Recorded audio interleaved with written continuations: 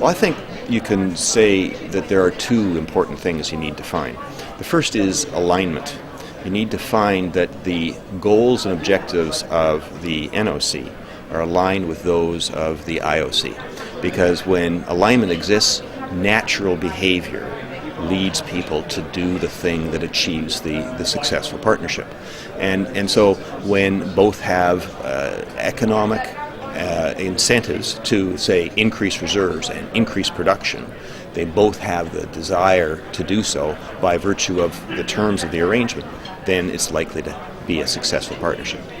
But the second component then is making sure that the requirements for a durable relationship exist. In my opinion, the requirements of a durable relationship are different. They aren't necessarily aligned. A government tends to want certain things like prompt expiration, fair share of the revenue.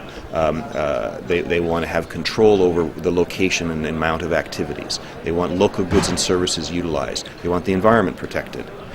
Whereas an IOC tends to have more focus on making sure that they can monetize a discovery that they've made, making sure that their agreement is stable, and making sure that their agreement is enforceable.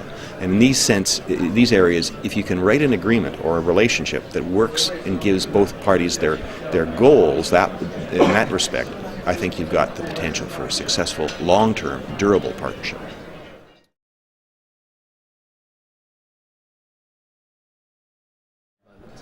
Well, we've just finished a very exciting project in Africa, the African Petroleum Producers Association, APA, which is an association of 16 African states, which together produce most of Africa's oil and gas, commissioned a report on a comparison of the petroleum legal regimes of the 16 APA states.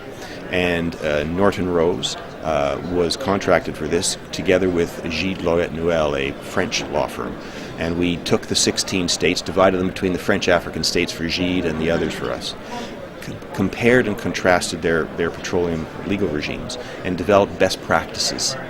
We also then created a model production sharing agreement for Africa as a means of describing the results of our report. This report has just today been delivered in its final form to APA, and it's going to be rolled out to the APA states and then hopefully more broadly in the coming months and year. So NOCs are a key part, of course, in African states, and so they play a significant role in this report, and so I'm quite excited about that work in particular.